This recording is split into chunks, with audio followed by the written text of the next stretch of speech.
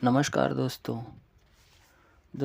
आज हम आपको जेब्रोनिक्स का कीबोर्ड रिपेयर करके दिखाने वाले हैं। कीबोर्ड को कुछ नहीं करना, आपको क्या करना है, सबसे पहले ये जो दिखा रहे हैं इसको क्लीन करना है। पेट्रोल से कर लो या किसी, फिर सारे डस्ट जो आपको दिख रहे हैं कीबोर्ड पे, ये सारे डस्ट वगैरह को रिमूव कर लेना है कपड़े से। और ये देखिए इसका जो ऊपर का ये फिल्म लगा हुआ है कीबोर्ड का, कीपैड का, इसको रिमूव करना है। ये जेब्रोनिक्स का है ब्लूटूथ।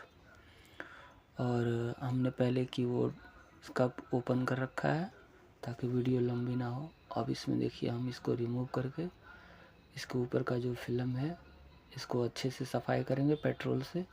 और इसे ओपन करने के बाद इसके कील को हटा के और यहाँ पे फिर से हम पेट्रोल से या मिट्टी ऑयल से अच्छे से क्लीन करके और लगा देंगे।